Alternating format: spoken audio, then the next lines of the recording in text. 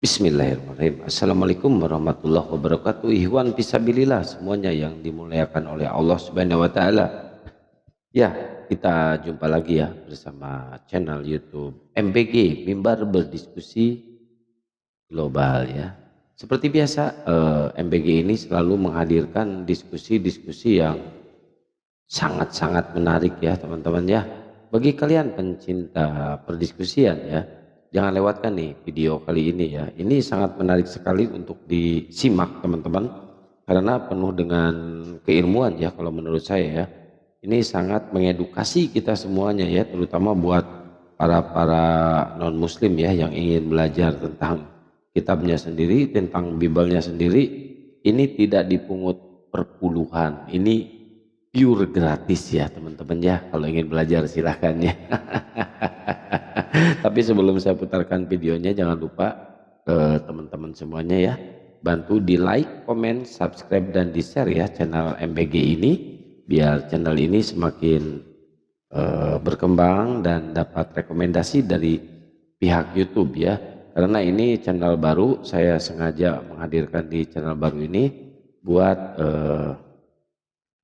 tempat pembelajaran buat kita semuanya ya teman-teman. Oke, tidak berlama-lama lagi, kita langsung lanjut ke perdiskusiannya. Selamat menyaksikan. Yesus Tuhan Allah itu Tuhan aku dan Tuhan kamu juga. Iya, Tuhan kita berdua. Dalilnya mana? Yohanes 20 nomor 17. Aku akan pergi kepada Bapakku dan Bapamu, kepada Allahku dan Allahmu, kepada Tuhanku dan Tuhanmu. Terus pengajaran dari mana kalian menuhankan Yesus? Musa, ketika diutus di tengah-tengah Bani Israel, Musa mengatakan apa? Shema Israel Adonai Elohenu Adonai Echad. Denganlah wahai orang Israel, Tuhan Allah kita, Tuhan itu Esa. Ketika Musa kembali kepada Tuhan, diutus lagi Yesus di tengah-tengah Bani Israel. Pengajaran yang sama dengan Musa. Markus 12:29. Hukum yang terutama ialah wahai orang Israel, Tuhan Allah kita, Tuhan itu Esa. Ketika Yesus terangkat ke langit, diutus lagi Nabi Muhammad SAW. Pengajarannya sama. Al-Ikhlas ayat 1. Katakanlah Nabi Muhammad Allah itu Esa. Musa mengajarkan Tuhan yang Esa, Yesus mengajarkan Tuhan yang Esa, Nabi Muhammad mengajarkan Tuhan yang Esa. Kristen dapat pengajaran dari mana Tuhan tiga di dalam satu? Coba, dapat pengajaran dari mana? Apakah pengajaran Yesus, pengajaran Musa, pengajaran Nabi Muhammad sama-sama? Karena dari satu sang sumber yang sama. Betul. Yesus mengatakan, aku datang daripada Bapa dan akan kembali kepada Bapa. Apakah di dalam Islam ada? Ada. Inna lillahi wa inna ilahi roji'un. Semua datang daripada Allah dan akan kembali kepada Allah. Yesus mengatakan, aku berkata-kata bukan dari diriku sendiri, melainkan daripada Dia yang mengutus aku. Apakah di dalam Al-Quran ada? Ada. Nabi Muhammad berkata-kata bukan mengikuti hawa nafsunya, melainkan wahyu yang turun daripada Allah Subhanahu wa Ta'ala. Yesus mengatakan dalam Yohanes 14:6, akulah jalan dan kebenaran hidup. Tidak ada seorang pun yang sampai kepada Bapa tanpa melalui aku. Apakah di Islam ada? Ada. Kul hadihi sabili adu'u ilallah. Ala basiratin ana wa manittaba'ani wa subhanallahi wa ma ana minal musyrikin. Katakanlah Nabi Muhammad, inilah jalanku. Jalan yang mengajak orang taat kepadaku. Dengan basiro, petunjuk yang nyata yang ada dalam Al-Quran. Makanya di dalam Al-Quran, Nabi Muhammad diperintahkan, waman asanu qawla mimman da'a ilallah wa amila solehau wa qala innani minal muslimin. Tidak ada perkataan yang lebih baik daripada perkataan mengajak orang taat kepada Allah. Apakah di Bible ada? Ada. Lukas 4 nomor 8.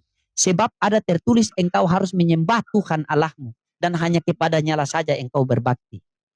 Bagaimana cara menyembah wahai Yesus? Melalui pengajaranku.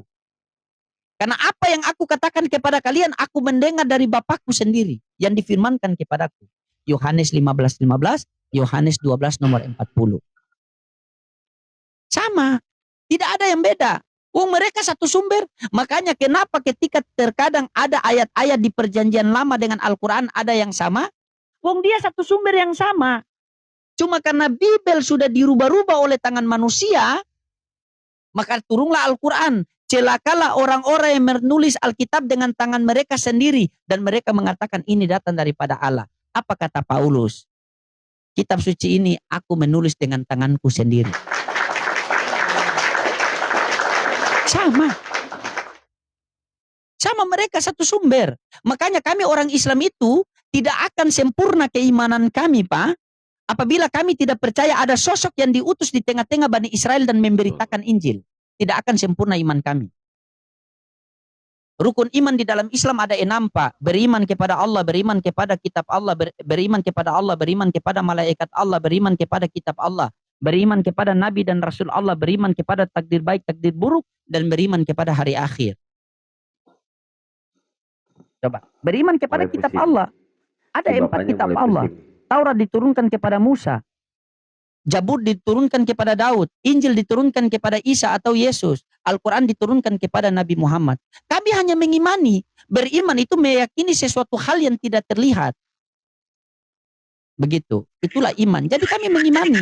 Oh, pernah kitab-kitab dahulu diturunkan itu kepada mereka.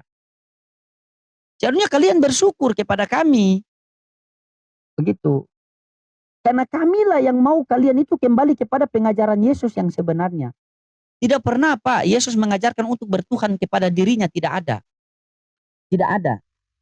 Yesus, kalau ada yang mengatakan kamu Tuhan bagaimana? Apa kata Yesus? Aku tidak dapat berbuat apa-apa dari diriku sendiri. Melainkan daripada Dia yang mengutus aku. Terus Yesus, siapa yang harus kita berdoa di muka bumi ini? Jangan kamu menyebut siapapun Bapa di dunia ini, hanya ada satu Bapa, yaitu di sorga. Selesai.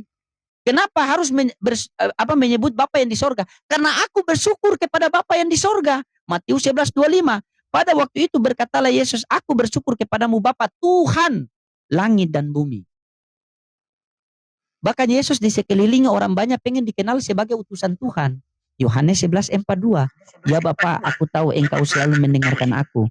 Tetapi di sekelilingi banyak orang ini, aku pengen agar mereka percaya bahwa engkau lah yang telah mengutus aku. Allah Akbar. Silakan Pak, mungkin ada tanggapi. Anda pegang-pegang begini, mudah-mudahan Anda paham atau berpikir ansuran Pusing motor dia. 2 bulan belum bayar. Kalau saya pun menjelaskan, tadi sudah dijelaskan secara panjang lebar. Siapa tadi itu? Yang ada janjian ketemu di Gorontalo, itu kan sudah panjang lebar lagi dia jelaskan. Kalaupun saya menjelaskan hanya mengulang saja dan itu hanya menambah-nambah waktu gitu loh. Jadi bagaimanapun kalau Islam mengenal tadi rukun iman ya, rukun iman, orang Kristen juga punya rukun iman, dan inilah yang membuat orang Kristen itu teguh dengan apa yang diajarkan oleh gereja. Pertama, orang Kristen itu harus percaya bahwa Yesus telah lahir, harus percaya bahwa Yesus telah mati, dan harus percaya bahwa Yesus telah bangkit di antara orang mati, dan harus percaya bahwa Yesus telah naik dan duduk di sebelah kanan Allah Bapa, dan kelima, Yesus akan kembali lagi. Itulah pokok-pokok keimanan yang dituntut dalam ajaran Kristen. Jadi karena kita sudah dituntut untuk mempercayai hal itu, makanya seorang Kristen tidak bisa melepaskan dirinya, walaupun ada penjelasan-penjelasannya. Saya akui, seperti loading ini menjelaskan secara secara logis, nyambung. Saya mengakui dari udah lama saya mengikutinya, tetapi semuanya kalau kita ikuti berarti terlepas daripada keimanan kita sendiri. Jadi saya hanya mengakui kehebatan loading. Tadi saya naik juga bukan untuk menanyakan hal-hal lain, cuma menanyakan tadi masalah Quran surat Al-An'am ayat 108. Dan kebetulan loading sudah menjelaskan, bagi saya itu sudah cukup. Siapa Bastian ya, kita doakan saja Pak ya, semoga kita semua diberikan hidayah oleh Allah Subhanahu wa taala Pak ya. Karena ingat Pak, semoga Roh Kudus bekerja juga. Semoga Roh Kudus bekerja juga. Iya, bagaimana Roh Kudus bekerja lagi Pak? Ini Kristen saya bertengkar satu sama lain. Roh Kudus mana? Ketika saya sama Papi Gembala ikut Bu Darni, saya ikut Bapak. Bertemu saya dengan Papi Gembala dalam satu komal, berkelahi lagi kan? Mana Roh Kudus yang urapi Pak? Kristen saja, Katolik dan Protestan ini berkelahi. Mana Roh Kudus yang betul? Kalau betul-betul diurapi oleh Roh Kudus berarti semua sama. Tidak akan berdebat masalah ketuhanan. Sama Kristen coba, bakal debat. ada Oneness mengklaim dia punya Roh Kudus yang benar. Katolik mengklaim dia punya Roh Kudus benar. Protestan mengklaim dia punya Roh Kudus benar, Ortodoks mengklaim dia punya Roh Kudus benar. Terus ada berapa Roh Kudus? Satu yang mana? Yang versi Protestan, Katolik, Pantai Kosta, Pantai Asuhan, Pantai Pita, Pantai Jompo, Pantai Losari. Pantai yang mana? Oke. Izinkan biar yang lain naik juga. Pusing dia. Siapa? Iya. Iya. Selamat pagi. Iya, siap. Itu pusing dia, dengan apa namanya? Dengan Terguncang pemahamannya sendiri. Udah mulai terguncang dia, guys. Roh Kudus yang mana? Kalau Islam selesai, Maliki, Syafi'i, Hambali, Hanafi, sepakat semua Allah adalah Tuhan, Nabi Muhammad adalah utusan Tuhan, dan Al-Quran adalah kitab suci. Selesai kami. Begitu.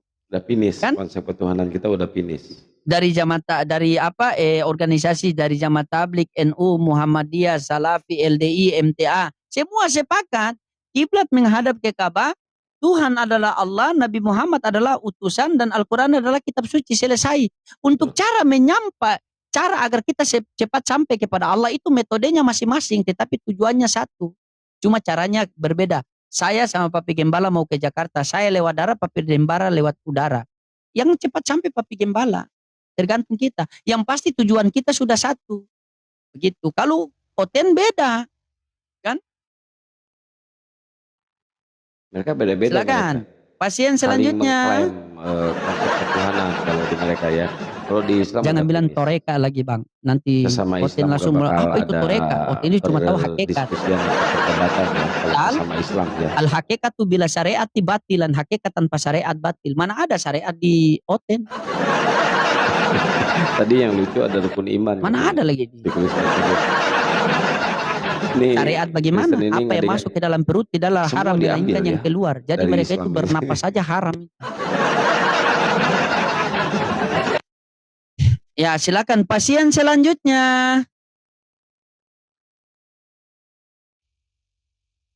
Ya. Terguncang si Bapak tadi, terguncang ya.